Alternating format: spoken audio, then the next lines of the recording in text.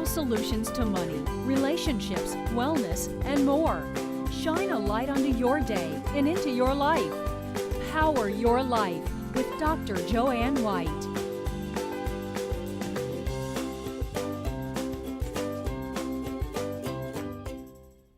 Welcome to Power Your Life. I'm Joanne White, your host, and my first guest is a mom just like you who had concerns over her child's nutrition. And her oldest son, when he began kindergarten, is when she realized that the healthy and fresh options at school were, well, lacking. Gabriella Wilday is here today, and she met the challenge, taking matters, well, lunch really, into her own hands. Gabriella is the founder of the No Fuss Lunch, and she's with us here. Welcome. Thank you, Joanne. It's a pleasure to be here. It's my pleasure. So, we're going to talk about something that may be uncomfortable for some people who are listening because there are some poisons. Did I say poisons? I think you did. In our food. And you're going to help us identify some of them. So there's something that you and I talked about called the dirty dozen. Let's not do all of them, but what are some of the things that we're eating that we think, it's delicious, but it's really not good for us? Right. So, if I had to say there were three things that we should be aware of as parents, I would say you want to think about genetically modified foods, right? Okay. Right. You want to think about organic. What does it mean? Why is there a label organic? And you want to think about what's in the processed food that we're buying in the supermarket. And we'll get to all those labels that absolutely. Very, very scary. You can't even understand some of it. Sounds like another language. And that's so when we say genetically modified food, what does that mean? Because a lot of people don't know it. And in this country, we're not labeling anything that's genetically engineered. No, not yet. We're not labeling anything, and that's a very good point. So at a very basic level, genetically modified organisms, what they're doing is they're taking the DNA from one species and injecting it into another. And typically that's done to provide resistance against an herbicide or a pesticide. So initially it's a good thing. Well, you would think it was a good thing, right? And there's not much research out there today that talks about real health hazards. But the issue is that the chemical companies that are genetically modifying the food are doing the studies. So the research that's out there is really not that objective. So from my perspective as a mother, I'd rather not look back in 30 years and say, I wish I knew what I knew now, I knew then. But also, they're morphing. So when you think that they're exactly staying the way they are over time or whatever, it's changing. And they're also infiltrating other really good foods that aren't genetically modified. Yeah, there's a lot of we don't know that. Well, we don't know. There's a lot we don't know about a genetically modified food. But we know that the top offenders, if you will, are alfalfa. We know they're canola. We know that they're corn. They're cotton. They're papaya, delicious papaya, right? That comes from Hawaii. They're soybeans. They're soybeans. See, these are things that we thought are so wonderful. And so 99% of the corn out there, even the corn that you get at your local farmer's stand, so because you're supposed to eat genetically local, modified, right? Fresh. Absolutely. And so what does that mean? I don't know what it means. But personally, as a mother, I don't want my children ingesting Roundup Ready corn. And it's corn that's resistant to weed killer. So I don't know what that means. Okay, and but who it's knows scary. We have no idea what the health implications are going to be in 10, 20, 30 years. So you're doing something pretty wonderful because you decided it's not just for your kids. You have this company to help other kids and other families really have this level of awareness about healthy foods and healthy lunches, and you provide lunches to schools, which I think is right on, healthy lunches. So let's talk about some of the healthy stuff, because that's what we want parents to be able to put in their kids' lunches and also in their own bodies. That's right. So what we focus on at No Fuss Lunch is providing organic fruits and vegetables that are clean, they're pristine, there's no pesticide residue that is being ingested, right? So we want to make sure that there's plenty of fruits and vegetables. We also want to make sure that we make every single entree nutrient dense. And when I say nutrient dense, I mean it's got all the good stuff and none of the bad stuff. So, you know, when my daughter was coming home with these school lunches, everything was white. It was white flour, it was white sugar, the pasta was white, the bread was white, it was all white. And so what that tells me is that it's highly processed and it's refined. And it's not the nutrition. It's empty calories. So, you know, there's no nutrition in a lunch unless it has nutrients in it. And so when we refine things like flour, we're taking out the bran and we're taking out the germ and we're taking out the nutrients. So your job, and you're doing a fantastic job, is to put those nutrients back in and to help other people have that level of awareness. Let's look at the labels for a minute, because sometimes, like I said, it's like reading another language. I don't understand what it is. I mean, you know, even if I hold it up different ways, I still can't read it. And what does that tell us? Well, that tells us a lot. If you don't understand what's in an ingredient label, you probably shouldn't be buying it. And there's always these big words, but here are a couple of things that I look for that are non-negotiable. They'll never go in my shopping cart. They'll never go in any no-fuss lunches. High fructose corn syrup, that's poison. Toxic. Toxic. We are consuming so much refined sugar. It's in everything. It's in everything. You know, you'd be surprised. You know what else I heard the other day, and this is really fast, is that kids 6 years and up are consuming so much salt that they're at risk for heart attacks. Absolutely. Which you're not doing that either. Absolutely. It's all what we consider to be real, unprocessed food. Nutrient dense, with all the good stuff, none of the bad stuff. So high fructose corn syrup, just absolutely non-negotiable. Nothing, go through your pantry, dump it, okay? Okay, and I think we're going to dump that and we're going to move on. One more quickly non-negotiable, just name it because we got to go. Yeah, absolutely, dyes. Blue, red, green, yellow. So it says it on the labels. It'll say it, and there's so much. Look in your children's supplements. Supplements. Think about it. All these chewy supplements that they're eating. Oh, and they have vitamins. Sugar in them too. They've got high fructose corn syrup. They've got dyes, and then I'll just leave you with one more. Just we have to think about soy in everything that we eat. Okay. Thank you so much, Gabriella, and we're doing good. Okay, great. Thanks. Thank you, Joanne. My pleasure. Listen up, ladies. Are you looking for Mr. Right? Well, you could be dating Mr. Wrong. And if you're Mr. Wrong, we have your number. Ahead, relationship expert Kimberly Moffat exposes the 6 types of men that you want to run from when Power Your Life returns.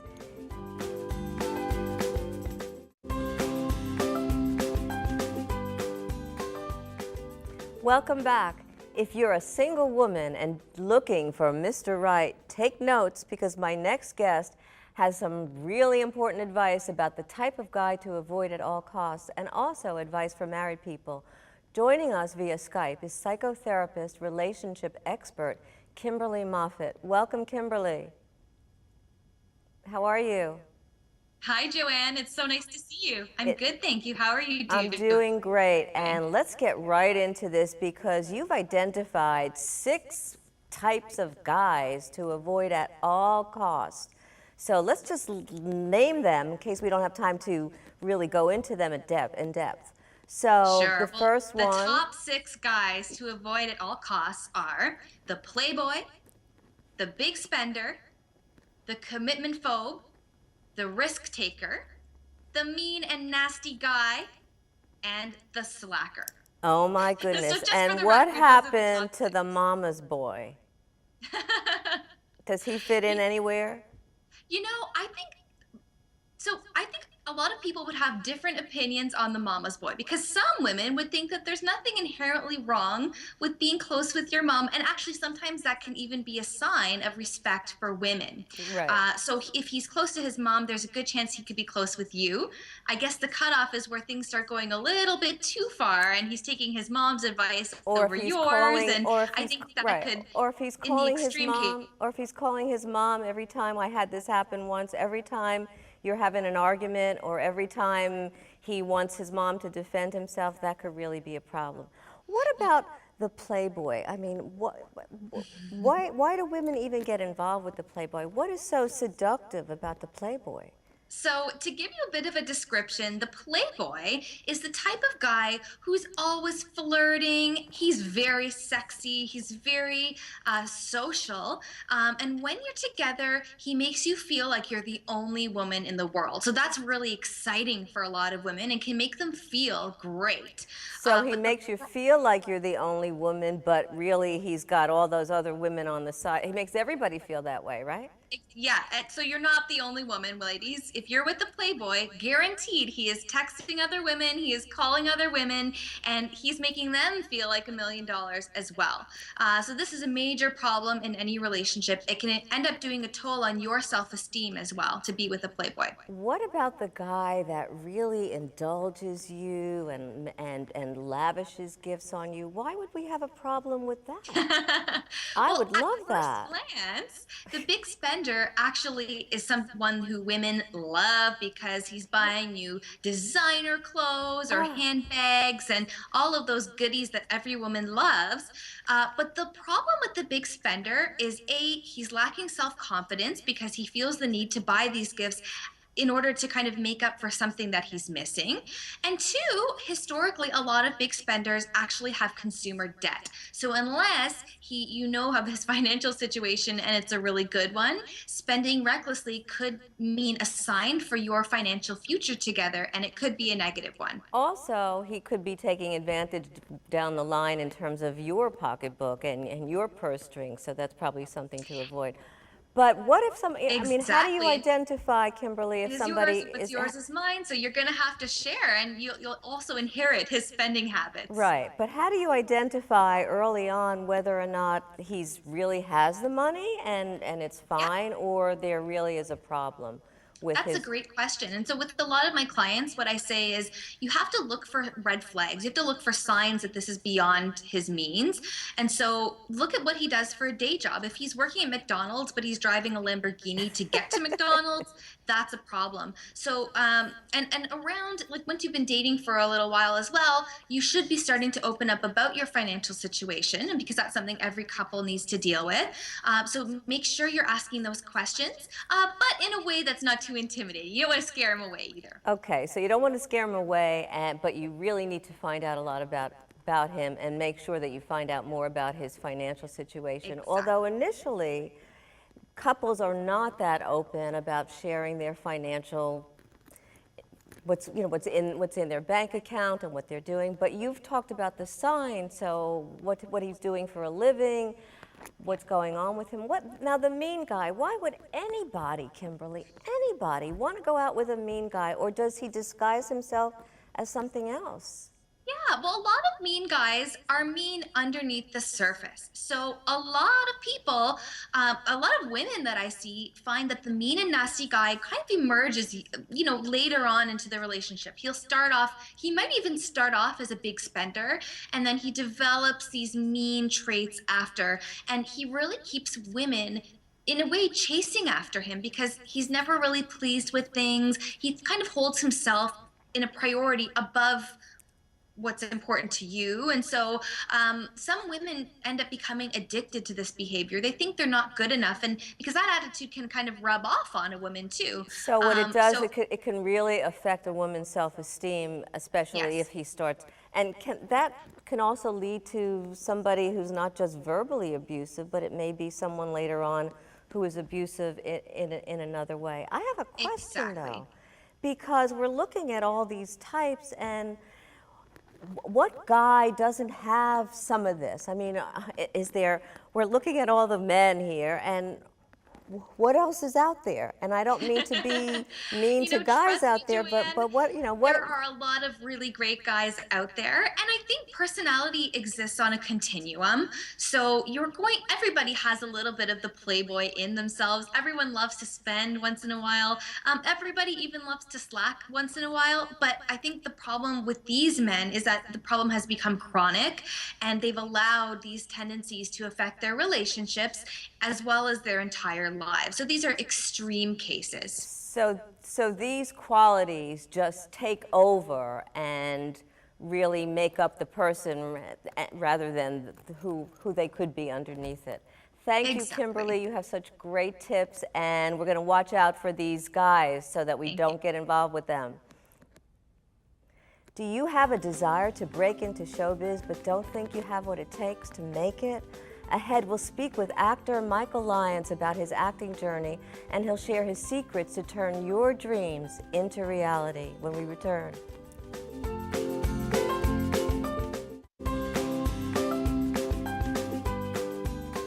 My next guest has starred in dozens of commercials, TV shows, and starred in movies like The Sixth Sense, and he'll be seen in the 3rd season of the Netflix hit House of Cards.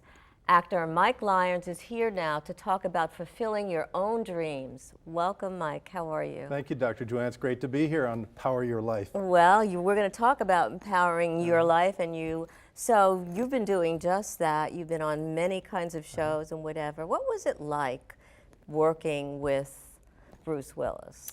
Well, yeah, I was in The Sixth Sense and I worked for a couple of days on the film, and my scene started off with me standing next to Bruce Willis, and so I had to do take after take after take. And you know, when you're on a movie like The Sixth Sense, he's very, very intense, so didn't really get a chance to talk to him too much, but he's a great actor, and the movie, of course, was a huge hit. Great. How did you get started in your acting career, Mike? Well, I was a child actor, and in fact, my first scene when I was a child was with famous actor Tony Curtis in a movie called Paris When It Sizzles, when I lived in Paris, France as a child. You lived in Paris as a child? I did, yes, for 3 years, and that was my start, and I kind of got the acting bug, and then later on when I was back in the United States, I realized that my kids were all going to be in college at the same time, 5 years down the road, and I didn't have enough money saved up for college, so I decided to start doing some commercials. So picked that up about 20 years ago, and then the commercials led to All My Children, and then small parts in films, and so forth and so on, which I did all on the side because I had a full-time day job. Well, we were talking about that earlier. You've been an entrepreneur, and you started several businesses, I think 4. And a lot of those businesses, of course, when you're an entrepreneur, you have to take risk. What do you want to tell us about risk-taking? When is it too much or too little? Well, I think there's a lot of people out there in the world that are just not happy either in their lives or in their careers. And yet they stay in their situation because they don't want to take that risk. And I tell people you need to take the action that you need to pursue some of the daydreams that you have. Right, but at the same time, make sure when you're taking a risk, it's not something that's, you're not jumping off a bridge or something like, I'm being, a little bit outrageous. Yeah, you have to be practical here, about right. it. But I think that a lot of people will daydream about having a little shop or writing a book or things. And you can do that on the side for a while until you do take that jump. Right. Now, you also have a background in singing, so I'm not going to ask you to sing, although I'd love to ask you to sing, but I won't do that. Tell us a little bit about one of your businesses. Well, I've started a number of businesses. One of the businesses was tied into singing, was called Music Tracks. It was in a mall, and I discovered it in San Francisco, and I bought the franchise, and it was actually a little recording studio that you could go in and sing a song to a track and buy the tape for $9.99. So I invested in that, put up all of the money that I had, my equity in my home. Scary. And very scary. And I had 3 small kids at the time, so it really was rolling the dice.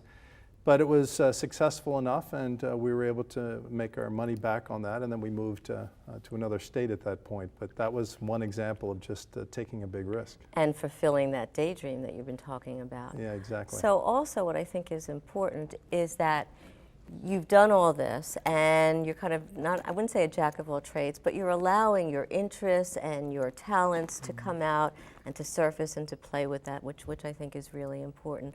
Tell us, because there are so many of us right now who would love to be able to get into acting or see themselves with that vision, that daydream. What does it take? Well, I think the first thing you have to do is to determine what is your passion, you know, and I think that's the thing that you daydream about. When you're sitting in that boring meeting and your mind wanders off to that happy place, what is that happy place? So I think we need to tell people it's okay to daydream, as long as you're not daydreaming on a test or daydreaming when you're dreaming. I think it's great to daydream because the daydreams are the things that you can then turn into reality. But let's, again, be practical. You have to establish some timelines and some guidelines, and there's always a financial implication. So you have to make sure that you take the necessary steps to do that. But I encourage and I ask people to just follow their instincts. empower yourselves and take the action to get there. Right. Action, as you and I have talked about, is just so important. You could have all these wonderful dreams, daydreams, and see it in living color, but if you're not taking the action, nothing's happening. Well, and you asked me about how you get into acting for people that are interested, and the first thing you have to do is go get your headshot taken. So if you don't That's do simple that, enough, it's right? simple enough, but yet many people over the years that I've said that to, years later I'll say, did you ever get your headshot? Oh no, I never got a chance. Well, then they're not motivated to do it. It's like people say to me, I have a book in me, I'd love to write a book, and I keep thinking, well, why don't you do it? And they've been saying that for years and years and years, and nothing's happening. And I say to them, take an hour every day. Carve out an hour Or to even write a your half book. hour, because if you're doing that, it adds up, and you're talking about building confidence, it's amazing. What other actor have you worked with that you can share a secret about? Well, I had a great scene with Bradley Cooper in the movie Limitless, where I was sitting at a table having lunch with him. I played a Wall Street trader, and a delightful guy, Philadelphia native, of course, but very kind and very generous, and went around and introduced himself to everybody as if they didn't know who he was. So a genuinely really, really nice guy. And I have worked with a number of actors over the years whose names I will not mention. Okay, can you give us a secret about your upcoming series? You know, I wish I could, but I actually had to sign a non-disclosure. Oh my God, we can't even get one for Power Your Life? Guard, I can't really say anything because they guard those plots very, very secretively. So people are going to have to watch House of Cards and tune in and see February. Michael Lyons in February. Is what it starts? Okay, great. Thanks so much, Mike. You've been a pleasure. Great to be here, Joanne. My pleasure. Power Your Life. We'll be right back. And ahead, find out what's hot for next week.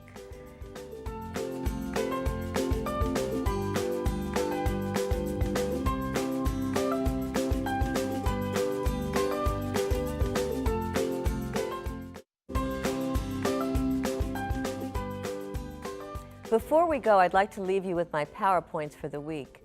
Our relationships, our health, and our loved ones, including our dreams, have a lot in common. For starters, they need our attention, our respect, endurance, and tender loving care. But that's certainly not enough. Without action to back them up and to move them forward, where would they be? Probably nowhere. So nurture your dreams and your health as you would someone you love very deeply, and nourish your relationships as if they are your most cherished gifts. Thanks for being with us today. Make sure that you tune in next week for a fun and informative show, and please remember that you have the power to power your dreams and power your life.